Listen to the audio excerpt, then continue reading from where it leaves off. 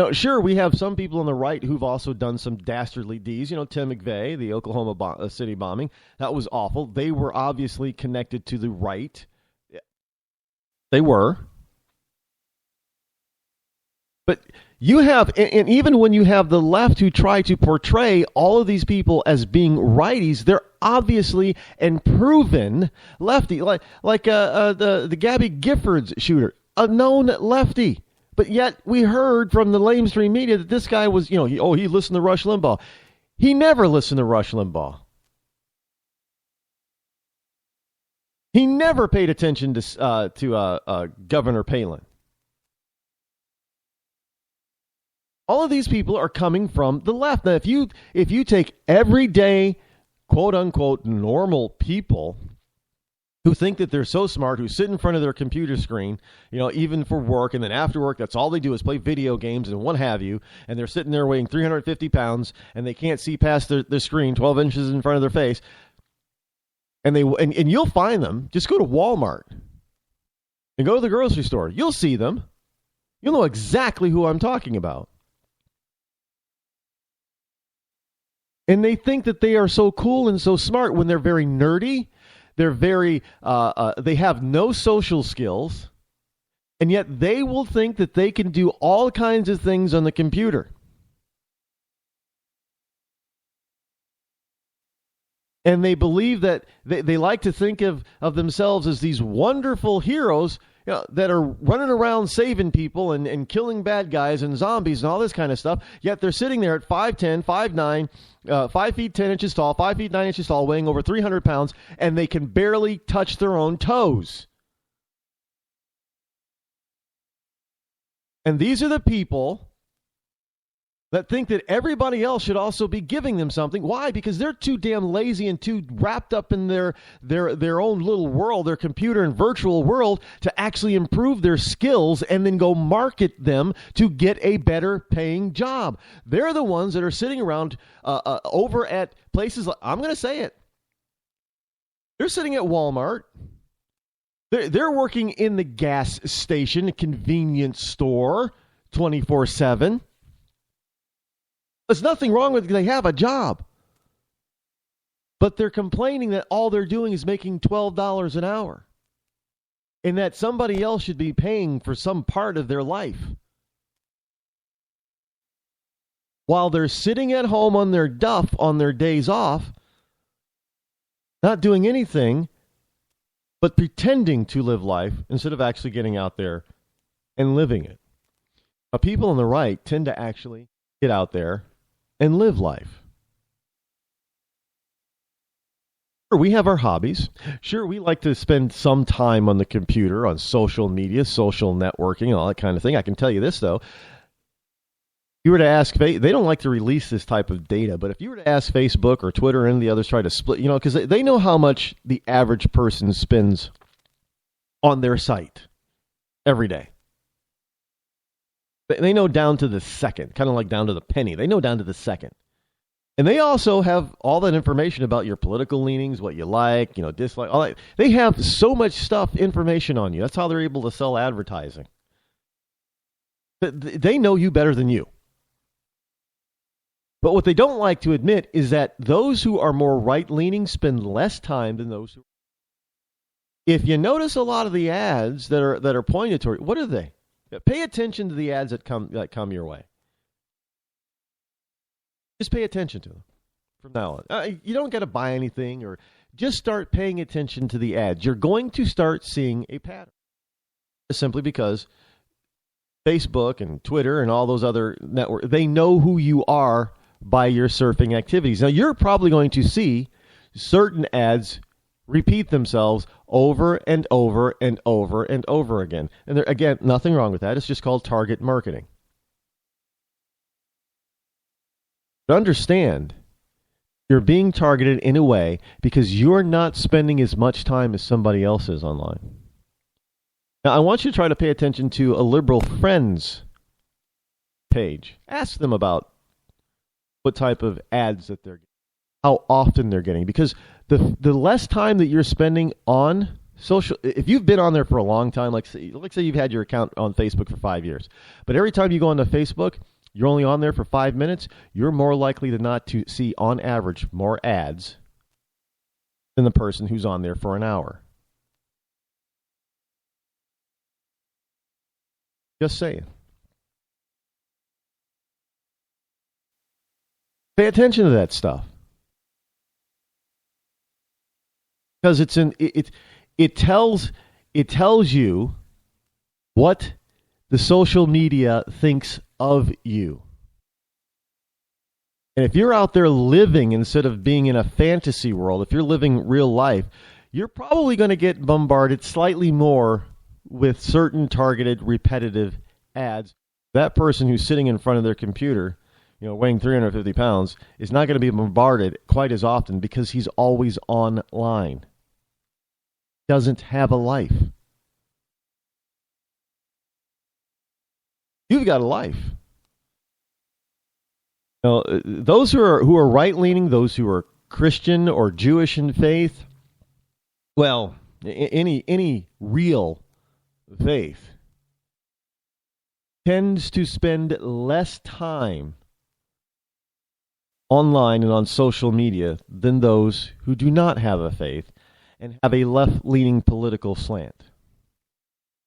Isn't it nice to know that, even though you're listening to this program, you got it going on. You got a real life. That's another reason why maybe, just a theory here. Think about this. You spend less time online. So what happens? Facebook doesn't get to make as much money off you. Maybe that's why they don't like us as much. I'm just saying, think about that for a second. Just think about it. It's plausible. They don't make as much money off of you, so why should they cater to you? Right?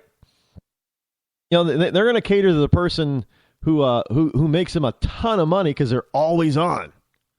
Now, I know I tend to skew things because, whenever I'm on the air, now it's 3 hours a day, plus, I have to business and industry. I'm, social management, so I'm online a lot. That's for my work, though. But when I step away from the desk, I step away from my desk.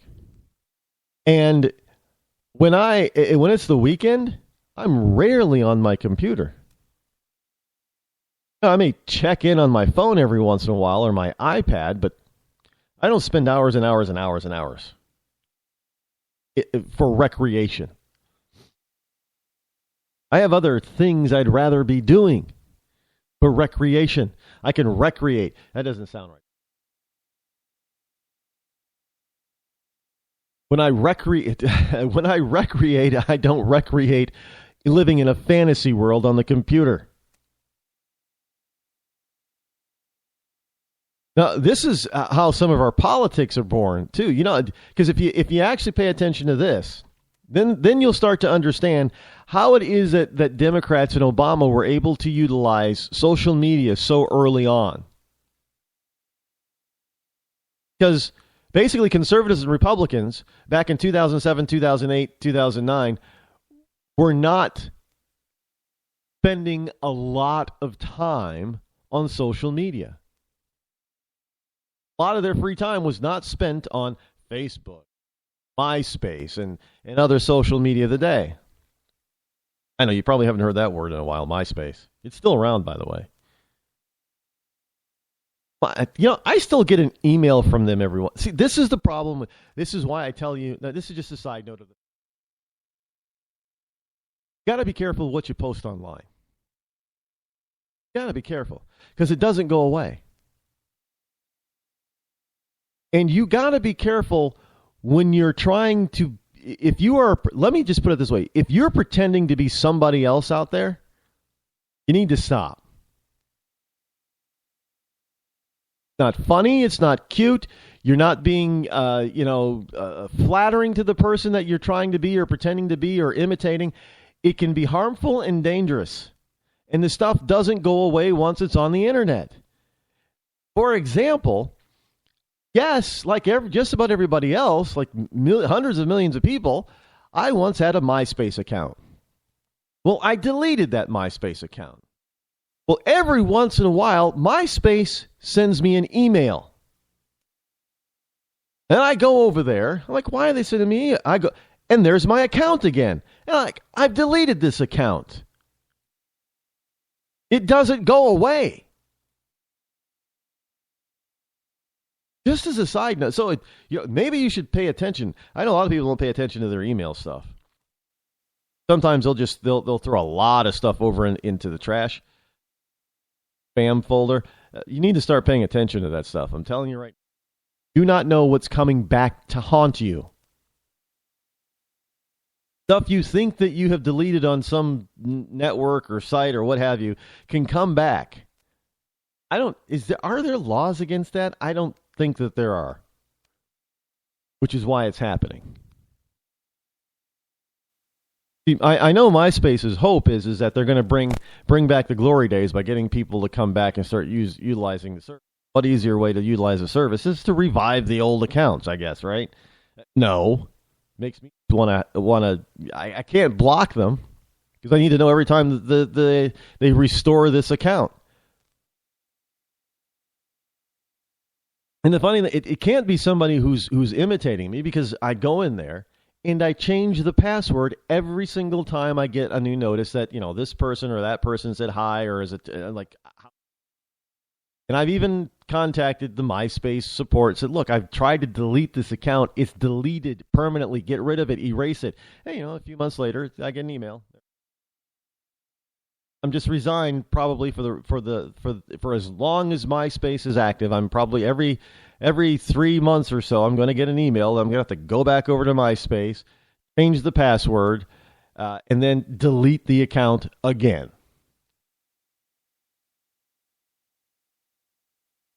I don't have time to be on every single social medium out there. I have a life. And I have a life probably because I'm a conservative. I got other things to be doing. You got other things that you should be doing.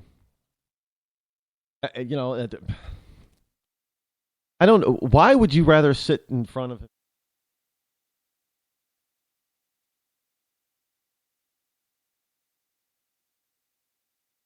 Nothing like your persona. And the allure of that. I never did, I guess.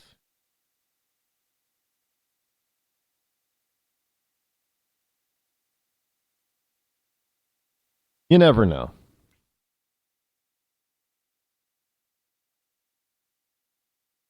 Live that way in order to fully understand them. I don't. Anyway, folks, that took a lot longer than it should have and than what I was expecting to, because, well, I wasn't even expecting to even cover that. Got a lot to cover today. Got some Oscar news. I cannot believe, well, it is Hollywood, so it should be expected about how shallow these people. And this whole Oscar flap just shows how shallow. And got a lot of people over on Twitter who are responding to something I said about oil prices, and it just proves that some people just don't understand economics 101. Because all they're doing is thinking about their own pocket. And I get it. I really do. Look, I'm not going to deny it. I mean, because there's what is it? It's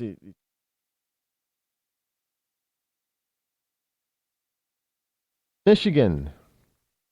Michigan is the state of Michigan is blowing up all of a sudden, and I don't mean by literally blowing up, bombs and stuff going on, but blowing up because gas prices over there. There's a gas war going on in Michigan. I don't know. I don't live in Michigan, so. Those of you who live in Michigan, maybe, by the way, you ought to know that those of you who live in Michigan, you have, the auto industry, even though there may not be a lot of auto manufacturing left in Michigan, the headquarters are still there for the big American three anyway.